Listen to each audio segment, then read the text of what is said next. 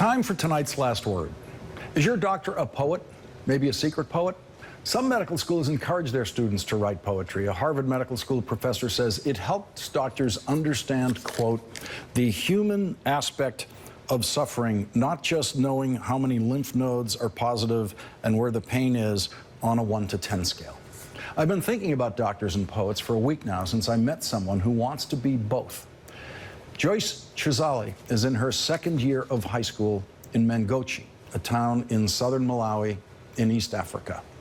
Joyce is a great student, one of the best in her school, which is one of the better schools in Malawi. And like all public high schools in Malawi, the school charges tuition. And because it's a boarding school, it also charges for room and board.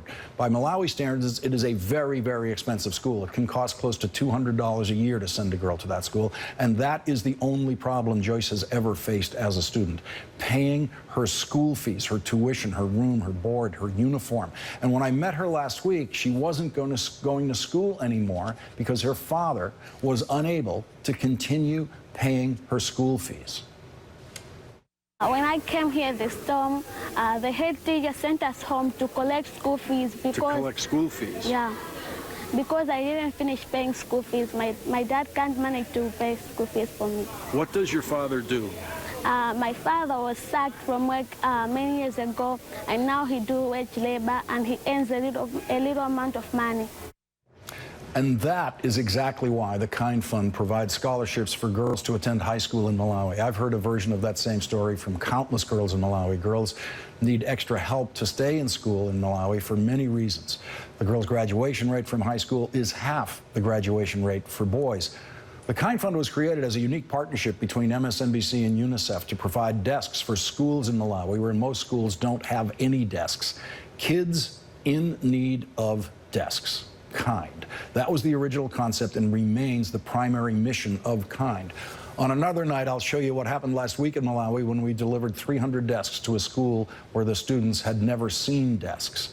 We added the Girls' Scholarship option to the Kind Fund 4 years ago, and we're now supporting thousands of girls in high schools in Malawi. And so on this Giving Tuesday, one of the options I hope you'll consider is the Kind Fund. You can go to lastworddesks.msnbc.com to make a contribution. You can specify that the contribution go to desks or scholarships. It can be in any amount. $10 can help.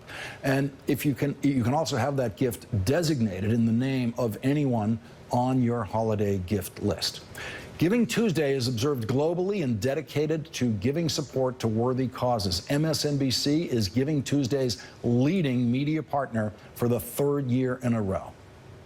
When I asked Joyce to meet me last week, she came to meet me in her school uniform because she still sees herself as a student, even though she was at home and unable to go to school. For Joyce, it's an honor to wear her school uniform. And thanks to your contributions to the Kind Fund, I was able to tell Joyce that she was once again going to be able to wear her school uniform every day. We're going to fix your problem with school fees, okay? Yeah, I'm very excited. We're going to help you pay. We're going to get the school fees for you. Wow, that's very interesting. To stay in school, and you won't have to worry about it at all, okay? Yeah. And your father doesn't have to worry about it anymore. Okay, thank you. And we're going to make sure you have school fees to go all the way through and finish. Wow. And finish Form 3 and finish Form 4. Wow. And graduate and finish this school. Okay, thank you very much. Okay, so you don't have to worry about it anymore. Okay. Yeah, I'm really very excited. Yeah, I don't know how to thank you. I'm very excited. I didn't know that this chance can come to me. Yeah, because there are a lot of girls out there who are lacking school fees, who are getting married because they don't have someone to pay for them. So I'm very thankful because of this. And I promise that I'm going to work hard not to make you worried. Yeah. I was a little surprised when Joyce told me she wanted to be a doctor and a poet. And I asked her if she had a poem she could recite. She offered this one. My poem is entitled Little by Little. Little by little? Yeah. Okay. Little by little we'll go. No matter how far the distance is, we are not shaken. Little by little we'll go and reach our destination. Little by little we'll go.